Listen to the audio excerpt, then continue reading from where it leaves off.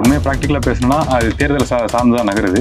இல்லாட்டி இதுக்கு முன்னாடி சில மாதங்களுக்கு முன்னாடி தொடர்ச்சியாக நடந்துகிட்டு இருந்துச்சு. அப்போ இந்த போராட்டத்தை முன்னெடுத்துருக்கலாம். ஆனால் அட்லீஸ்ட் இப்போ அது முன்னெடுத்தாங்களே அப்படிங்கிறது நல்ல விஷயம் நான் பார்க்குறேன். ஏன்னா இதை பற்றி இல்லை சார், எனக்கு தெரிஞ்சு உறுதியாக சார் வந்து விடமாட்டார். விட்டார்னா அவர் ஓரளவுக்கு மெச்சூரிட்டி அவருக்கு இருக்குன்னு நான் நம்புவேன். ஆனால் கண்டிப்பாக அவர் விடமாட்டார்னு நினைக்கிறேன். ஏன்னா அந்த சூப்பர் ஸ்டார் பட்டம், அந்த கழுகு, அந்த மாதிரி விஷயங்களே அவர் வந்து ரிவீல் பண்ணுறாருல. சினிமாலே வந்து தன்னை சூப்பர் ஸ்டார்னு ஒரு பட்டத்தை கொடுக்க பார்க்குறாங்க, இல்லை அது ஃபோர்ஸ்ஃபுல்லாக தாங்கிட்டு திங்கி பார்க்குறாங்கிறப்ப இது எனக்கு வேண்டாம்.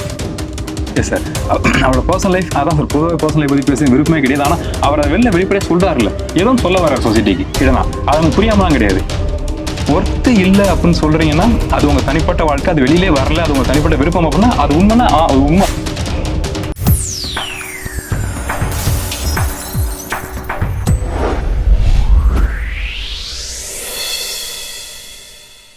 வணக்கம். கோல்டன் சான்ஸ் வழங்கும் அரசியல் களம். இன்றைய அரசியல் களம் நிகழ்ச்சியில் நம்மோடு இணைந்திருப்பவர் அரசியல் விமர்சகர் திரு அருணோதயன் அவர்கள். வணக்கம். வணக்கம் சார். தமிழ்நாடு முழுவதும் வந்து என்டிஏ கூட்டணி கட்சியினர் வந்து இன்னைக்கு ஒரு ஆர்ப்பாட்டம், அதாவது தமிழக அரசை எதிர்த்து, திமுக அரசை எதிர்த்து அந்த ஆர்ப்பாட்டம். அது எதற்கானது அப்படின்னா, தமிழ்நாட்டில் வந்து போதை கலாச்சாரம் அதிகமாக இருக்கு, பெண்களுக்கு எதிரான குற்றங்கள் அதிகரிச்சு அப்படின்னு சொல்லிட்டு, இது வந்து தேர்தலுக்கான ஒரு போராட்டமா உண்மையை மக்கள் வந்து பாதிக்கப்பட்டதுனால இந்த போராட்டங்கள் இருக்கு. உண்மையை ப்ராக்டிக்கலா பேசணும்னா அது தேர்தல் சார்ந்து தான் நகருது. இல்லாட்டி இதுக்கு முன்னாடி சில மாசங்களுக்கு முன்னாடி தொடர்ச்சியாக நடந்துகிட்டு இருந்துச்சு. அப்போ இந்த போராட்டத்தை முன்னெடுத்துருக்கலாம். ஆனால் அட்லீஸ்ட் இப்போ முன்னெடுத்தாங்களே அப்படிங்கிறது நல்ல விஷயம் நான் பார்க்குறேன். ஏன்னா இதை பற்றி அதிகமாக யாரும் பேச மாட்டேங்கிறாங்க. மக்கள் வந்து பேசுறாங்க, அதை தாண்டி அவங்களுக்கு அடிப்படை தேவைகள் இருக்கு, வேலைகள் இருக்கு, நகர்ந்து போயிடுறாங்க. அரசியல் கட்சிகள், அதுவும் குறிப்பா இந்த மாதிரி எதிர்கட்சியா இருக்க மிகப்பெரிய கூட்டணியா இருக்க கட்சிகள் மொத்த பேர் சேர்ந்து தமிழ்நாட்டில் ஒரு போராட்டம் நடப்ப அது ஒரு பதிவா மாறும். ஏன்னா இது பொய்யான போராட்டம் கிடையாதுல்ல, தமிழ்நாட்டில் நடந்துட்டு இருக்க விஷயத்துக்கான ஒரு போராட்டம் தானே, தவறா இருக்குங்கிறப்ப. ஸோ இது அப்ப ஒரு சொல்லக்கூடிய ஒரு போராட்டம் தான் சார், அரசியலை தாண்டி ஒரு சொல்லக்கூடிய நல்ல போராட்டம் தான். திரு எடப்பாடி பழனிசாமி அவர்கள் வந்து தமிழகம் முழுக்க வந்து தேர்தல் சுற்றுப்பயணத்தில் வந்து இந்த தமிழ்நாட்டில் நடக்கிற அந்த சட்டம் ஒழுங்கை வந்து தொடர்ந்து வந்து பதிவு பண்ணிக்கிட்டே தான் வர்றாரு. ஆனா ஆட்சியாளர்கள் வந்து அதை பெருசா கண்டுக்கவே இல்லை. ஆனா வந்து இந்த முடிய போற நேரத்திலுமே வந்து இந்த சட்டம் ஒழுங்கு பிரச்சனை வந்து கொஞ்சம் சீரியஸான ஒரு விஷயமா தான் இருக்கு. திமுக ஆட்சி ஏன் இதுல வந்து கவனம் செலுத்த மாட்டேங்குது? பொதுவாக சொல்லுவாங்க, நான் அந்த தியரியில உடன்பட மாட்டேன், இருந்தாலும் அந்த தியரியை நான் சொல்லிடுறேன். இப்போ ஏடிஎம்கே பீரியட் அப்படின்னா வந்து காவல்துறை அதிகாரிகள் கொஞ்சம் உறுதியா இருப்பாங்க, ஸ்ட்ராங்கா செயல்படுவாங்க, அவங்களுக்கு கொஞ்சம் ஃப்ரீடம் இருக்கும், சொசைட்டியில் நடக்கிற சிக்கல்களை ரொம்ப அந்த ஹைரார்க்கில நம்ம தட்டி கேட்பாங்க, அரசியல்வாதிகள் தலையீடு இருக்காது அப்படிங்கிற விஷயம் ஒன்று இருக்கு. இப்போ டிஎம்கே ஆட்சி வராங்க அப்படின்னா அந்த குண்டாஸ் அப்படிங்கிற நபர்கள், அந்த ரவுடித்தனம் பண்ற நபர்களுக்கான ஸ்பேஸ் அதிகமாக கிடைக்குங்கிற தேரி ஒன்று இருக்கு தேரி, மக்கள் பேசிக்கிற தேரி அது. ஸோ அப்படி இருக்கப்ப அதை மாற்றக்கூடிய வகையில தான் டிஎம்கே லாஸ்ட் 5 இயர்ஸா செயல்பட்டு இருந்ததை நான் பார்த்தேன். ஏன்னா சில தவறுகள் நடந்துச்சு அப்படின்னா உடனே அதுக்கான நடவடிக்கை எடுக்கிறாங்க. ஆனா அதையும் தாண்டி தொடர்ச்சியான தவறுகள் நடந்துகிட்டே இருக்குங்கிறப்ப அவங்க அதை கடந்து போறதை தான் நான் பார்க்குறேன். மீன்ஸ் நடவடிக்கைகள் எடுத்துக்கிட்டு இருக்காங்க, ஸ்டாலின் ஐயா தலைமையில காவல்துறை நடவடிக்கை எடுக்குது. ஆனா அதை தாண்டி அதை ஃபாலோ அப் பண்ணாம அவங்களுக்கு எது கோலா இருக்கு அப்படின்னா அடுத்த 5 வருஷம் ஆட்சி நம்ம பிடிக்கணும் அப்படிங்கிறத நோக்கி நகரனால என்னமோ பார்க்குற மக்களுக்கு இந்த அரசு குற்றங்கள் நடந்தா கூட அதுல கவனம் செலுத்தாம நகர்ந்து போயிருதுங்கிறது மக்களுக்கே தெரியுது சார். ஸோ அந்த தன்மை தான் நம்ம உறுதிப்படுத்தி பார்க்க முடியுது. ஸோ அந்த வகையில் எடப்பாடி ஐயா அதை தொடர்ச்சியா சொல்லிக்கிட்டு இருக்காரு. ஆனா உறுதியா சொல்லணும்னா, இப்ப நான் ஒரு விஷயம் பேசி பதிவு பண்றேன் இன்டர்நெட்ல அப்படிங்கிறதுக்கான ரெஸ்பான்ஸுக்கும், எடப்பாடி ஐயா பேசி ஒரு விஷயம் பண்றாரு, அரசுக்கு எதிராக ஒரு விஷயத்தை பதிவு பண்றாரு, அதுக்கான ரெஸ்பான்ஸுக்கும் நம்ம ஒரு வித்தியாசம் பார்க்கலாம்ல. ஆனா இந்த அரசு சேமா தான் அதை பாக்குது. ஐயா பேசினாலும் ரெஸ்பான்ஸ் கிடையாது, நான் பேசினாலும் ரெஸ்பான்ஸ் கிடையாது. அவங்களுக்கு அதை தாண்டி அடுத்த 5 வருஷம் ஆட்சி பிடிக்கணுங்கிறது கோலா இருக்குங்கிறது மக்களுக்கு தெரியுது. பொதுவாக ஒரு குற்றங்கள் நடந்தா நடவடிக்கை எடுக்க வேண்டியது காவல்துறை.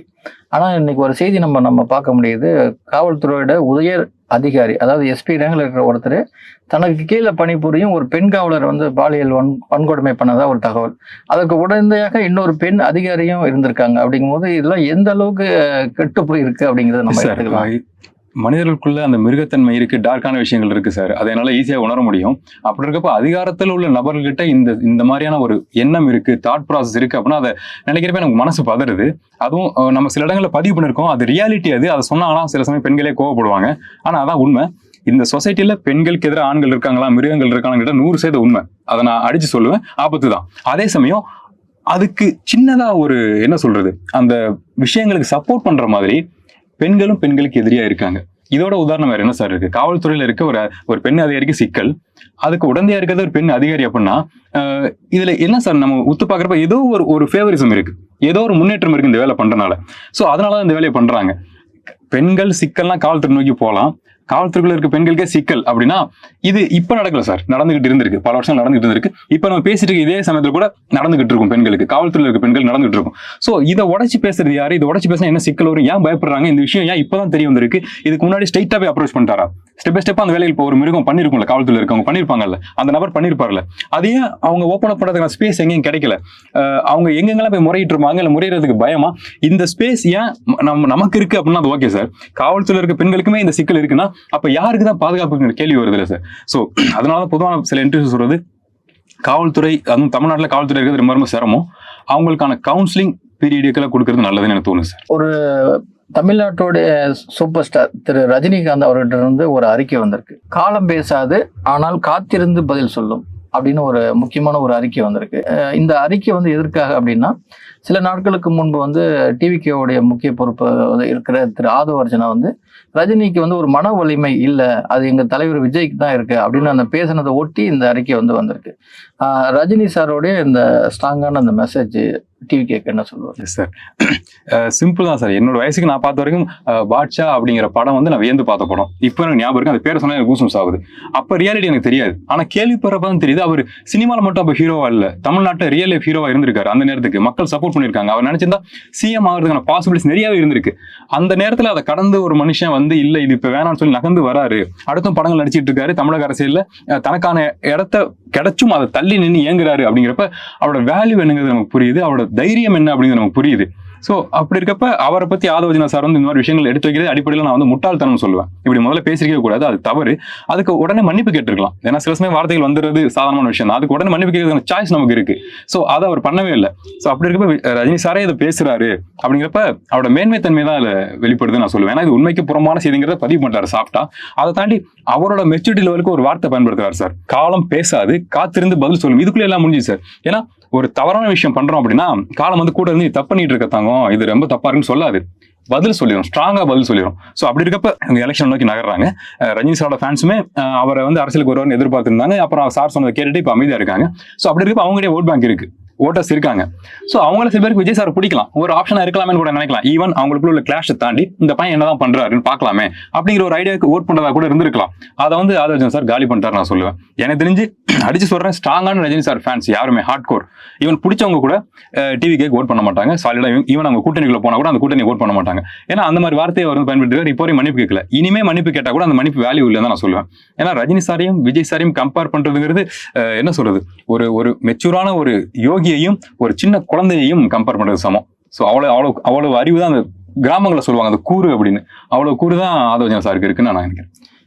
திரு ஆதவ அர்ஜுனா வந்து திரு ரஜினிகாந்த் அவர்களை வந்து சொன்ன இந்த செய்தி வந்து கிட்டத்தட்ட ஒரு 5 நாள் ஆயிடுச்சு.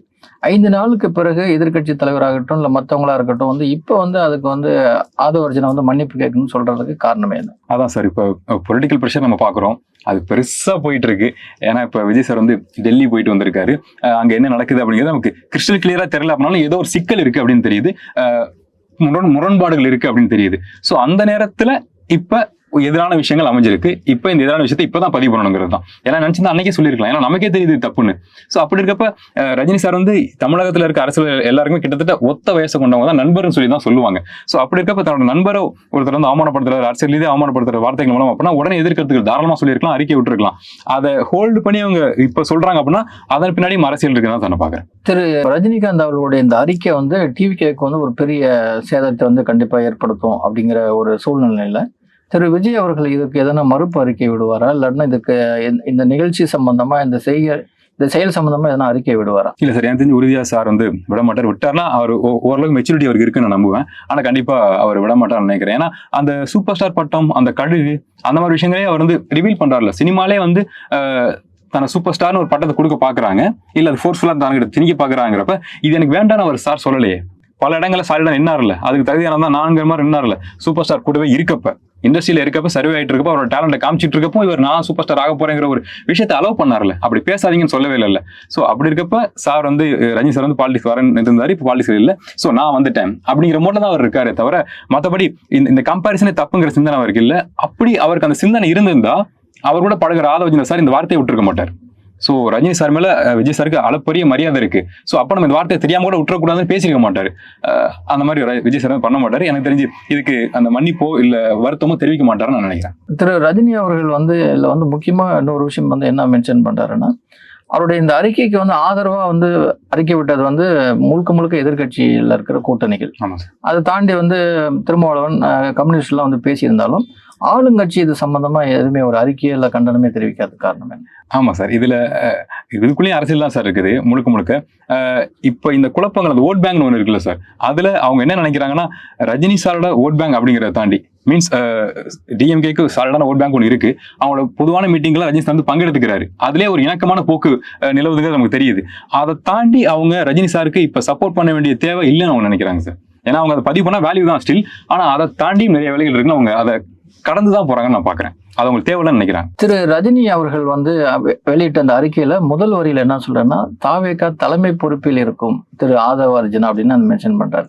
அப்ப வந்து அந்த தலைமை பொறுப்பு அப்படிங்கிறதுல எதனா அரசியல் இருக்கிறதா? அதான் சார் அவரு அதாவது சார் இப்ப இண்டஸ்ட்ரியில வந்து நிறைய பேர் வந்து என்னென்ன வேலைகள் பண்றாங்க அப்படிங்கிறது வெளியிலேயே தெரியுது. சில பேர் வெளிப்படையா சொல்றாங்க என் லைஃப் ஸ்டைல் இதுதான் அப்படிங்கிற மாதிரி சில பேர் சொல்றாங்க. நான் ஜாலியா இருப்பேன், சில விஷயங்கள் நான் பண்ணுவேங்கிறது மேடைகளே சர்வசாதாரணமா சொல்றாங்க. அதெல்லாம் ரஜினி சார் பார்த்துட்டு இருப்பாருன்னு நான் நினைக்கிறேன். ஸோ அவர் கடந்து வராத விஷயங்கள், அவர் ஃபேஸ் பண்ணாத மனிதர்கள், அவர் கடந்து வராத சிச்சுவேஷன்ஸே இப்ப இருக்க ஹீரோஸ் கடந்து வந்துட போறாங்க. அவர் பார்க்காத லைஃப், அவர் ஃபன் பண்ணாத விஷயங்களை அவங்க ஃபன் பண்ணிட போறாங்க. ஸோ அப்படி இருக்கப்ப அவருக்கு தெரியாத விஷயங்களே கிடையாது, அவர் உணராத விஷயங்களே கிடையாது. ஸோ அதுல சாப்பிட்டா ஒரு விஷயத்த நறுக்குன்னு சொல்றாரு, தலைவர்னே சொல்றாரு. டிவிக்கு தலைமை பொறுப்பில் இருக்கவங்க அப்படின்னு சொல்றாரு.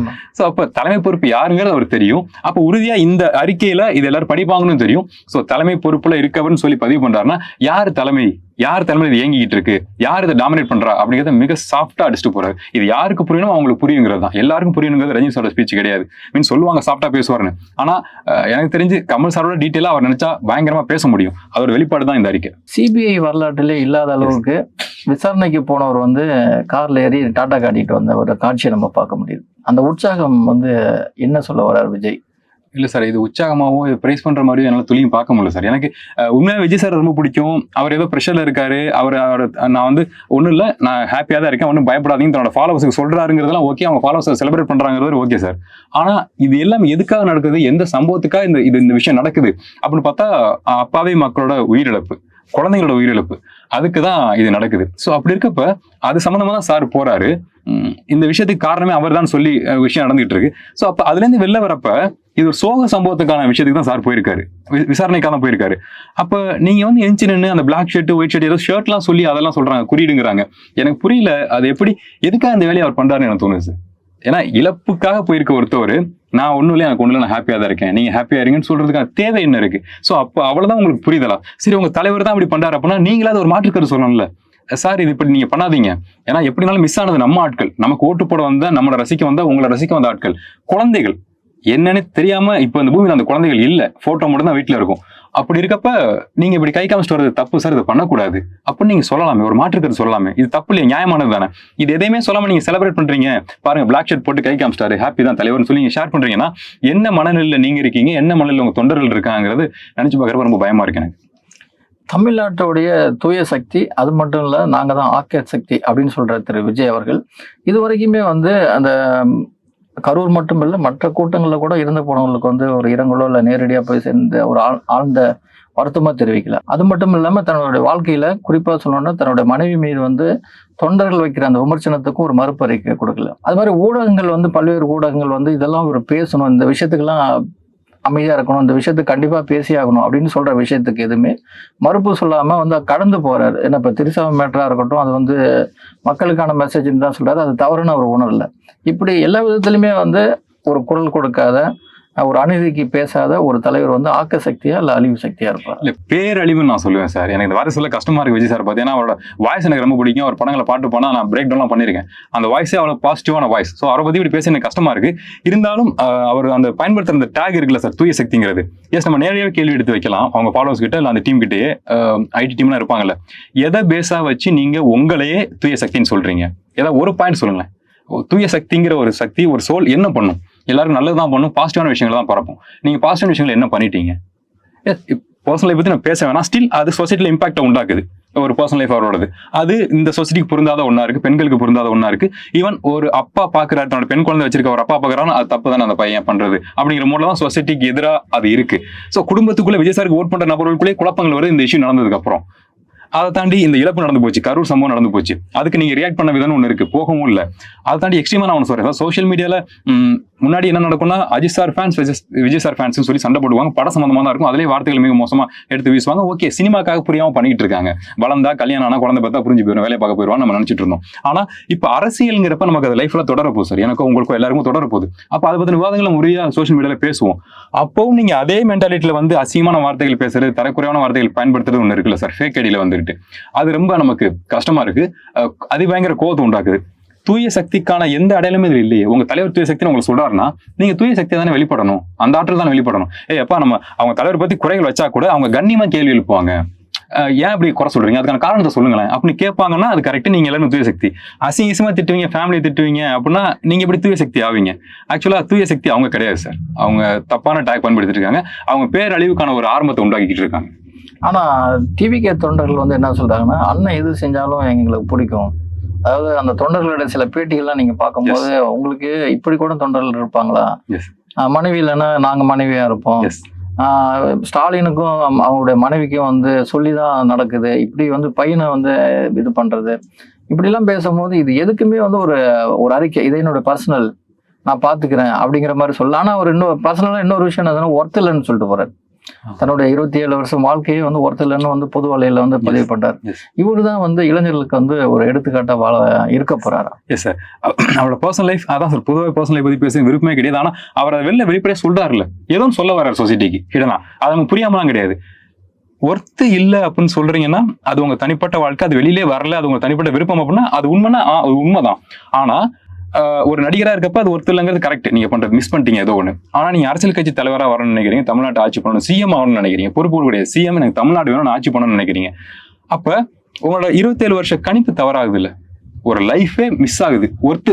தப்பா போச்சுன்னா அது ஒர்த்து இல்லைங்கிறீங்க. ஆனா நம்ம சொசைட்டியை பாக்குறப்ப என்ன சொல்றாங்கன்னா சிக்கல் சார் பக்கம் இருக்குன்னு தான் சொல்றாங்க.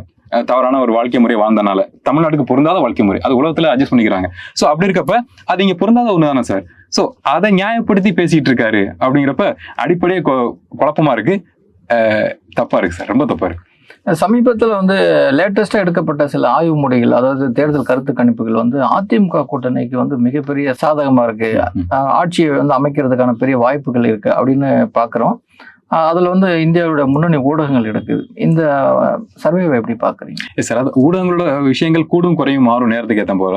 ஆனா இப்ப இந்த நேரத்துல தமிழ்நாட்டுல கடந்த ஒரு 2 வாரத்துக்கிட்ட நம்ம பாக்குற விஷயங்கள் இருக்குல்ல சார், அது எல்லாருக்குமே பயத்தை உண்டாக்குது. குறிப்பா டிஎம்கேக்கு சப்போர்ட் பண்ற குடும்பங்களுக்கு பெண் குழந்தைகள் இருப்பாங்கல்ல, பெண்கள் அம்மா தாத்தா பாட்டி இருப்பாங்கல்ல, சோ அவங்களுக்கு அது பயத்தை உண்டாக்குது. என்னப்பா இது இப்படி நடந்துட்டு இருக்கு, நம்ம தலைவர் ஏன் அதை கான்சென்ட்ரேட் பண்ணாம கவனம் செலுத்தாம கூட்டணி பத்தியே பேசிட்டு இருக்காரு? ஏன்னா சார், ஆட்சியை பிடிக்கணுங்கிறது ஓகே தான், எங்களோட கொள்கைகள் மிஸ் ஆகக்கூடாது, தவறான பிஜேபி உள்ள வந்துடக்கூடாதுங்கிறனால கூட்டணி அமைச்சு நீங்க பிளான் பண்றீங்க, ஓகே. அதே சமயம் இங்க நாங்க கதறிக்கிட்டு இருக்கோம், கஷ்டப்பட்டு இருக்கோம், உயிர் பலி ஆகிட்டு இருக்குல்ல. சோ அதுக்கான சோகம் உங்களுக்கு கொஞ்சம் கூட முகத்துல தெரியலையே. ஏன்னா அப்பான்னு சொல்றீங்க, நீங்க வேற டாக்னா கூட நாங்க எடுத்துக்குவோம். அப்பாங்கிறப்ப அப்பாவுக்கு பதட்டம், எவ்வளவு வேலை செஞ்சாலும் குடும்பத்துக்கு ஒண்ணு அப்பா ஓடி வந்துடணும்ல. நீங்க ஆனா சம்பவம் நடக்கிற அதே ஈக்குவல் அதே டைம்ல நீங்க கூட்டணி பேச்சுவார்த்தை நடத்தி கை குலுக்கி சிரிக்கிறீங்களே, அப்ப எப்படி அந்த அப்பா டாக் பொருந்தவே இல்லை. சோ அந்த வேலை கொஞ்சம் நம்பிக்கைத்தன்மையும் மக்கள் இழந்துகிட்டு இருக்காங்க. அதனால ஏடிஎம்கேக்கான வாய்ப்புகள் இப்ப அதிகமா இருக்கு.